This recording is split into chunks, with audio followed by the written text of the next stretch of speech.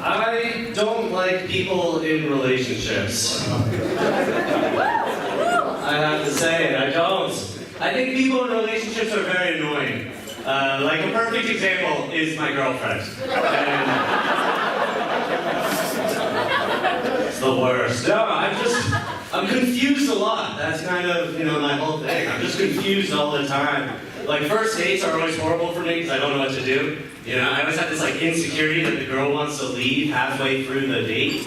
I found my favorite place for first dates are escape rooms. Yeah. That's what I call the trunk of my car, but no. It's a Camry, it's nice, come on, it's a roomy trunk. It's good. Other people that confuse me are just complete strangers that call me boss. Can we cut that out? I never know how to respond to that. When someone's like, hey boss, how you doing boss? I'm like, you're laid off. Because I'm not a boss at all. Like, look at me, I don't look like a boss. I look like I spent my whole day chasing around Macaulay Culkin. That's what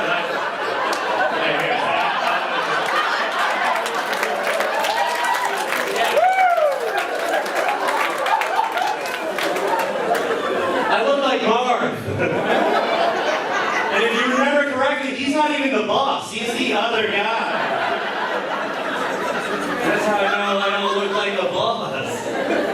Whatever I look like, it makes a lot of homeless people call me brother a lot. I'm just walking around, they come up, they're like, hey brother, I'm like, not now boss, I can't. I can't deal with that. Just confused. Sometimes when I'm out in public, I hear things that confuse me. Like I was at an In-N-Out recently, and I was waiting in line, and there were these two girls there, and I hear the first girl, she looks at her friend, and she said, oh my God, I am so hungry, I feel like Helen Keller. I don't know what it means either, guys. And I gotta admit, I was like a little stoned and insecure, so I thought it was my fault I didn't understand. That? And I was just thinking, like, I don't remember reading this part about Helen Keller. Is she not fine? The food? Is that what it is? So then I had to rely on how her friend responded to see if it made sense. That? And her friend said, who's Helen Keller? And I was like, I think I'm doing all right.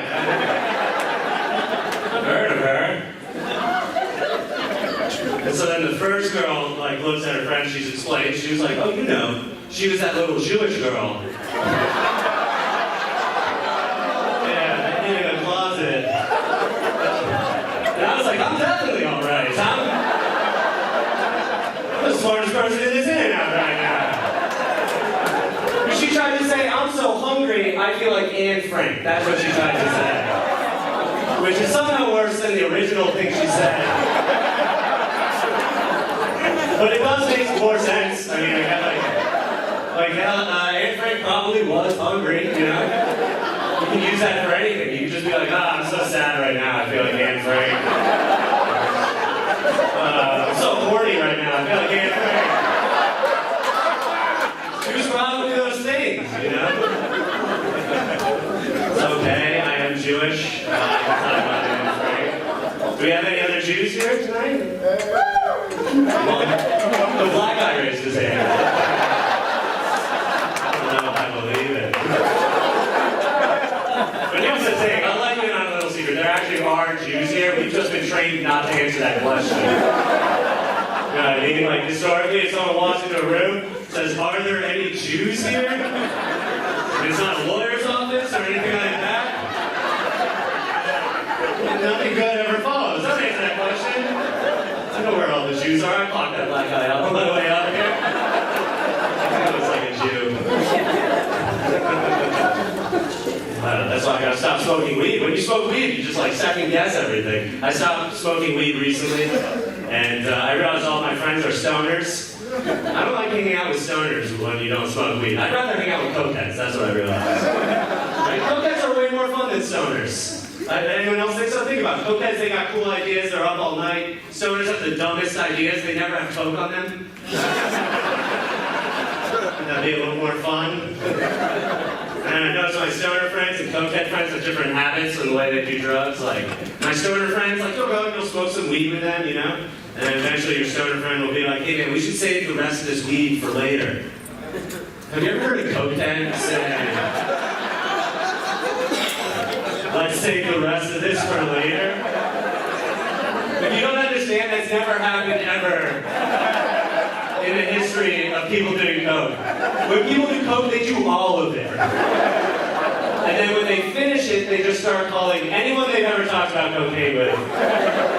Every time they're in a kitchen somewhere, the sun's coming up, and they take out their phone, and they're like, yo man, you remember me? And I was like, dude, I was your 6th grade dare officer. Of course I got cocaine. Everyone's doing it. Just confused, you know? I was just trying to figure things out. Like, I lived in China for 3 years, and yeah. And what's really cool about living abroad is you get to learn a lot of stuff. Like, after 3 years in China, I learned that I was actually in Korea the whole time. No idea. So, but no, I actually lived in China. I did, and when I was over there, I had a girlfriend. She was Chinese. I also learned that's what girls in China are like. I don't know, coincidence. And there's so many different parts of the cultures. Like she there's different parts and similar parts. Like she likes roleplay, you know. And I don't like roleplay because when you do roleplay, your partner always wants to be something better than whatever you are. You ever notice that? They're always like, can you be a doctor or a lawyer or a tour guide? I'm like, tour guide? I barely know my way around this city. Like, can I be a boss? People call me boss a lot. I can do that. But her fantasy was she wanted me to act like a police officer. And I was like, I can do that. I've been arrested before. That's easy. So I was like, you have the right to remain silent.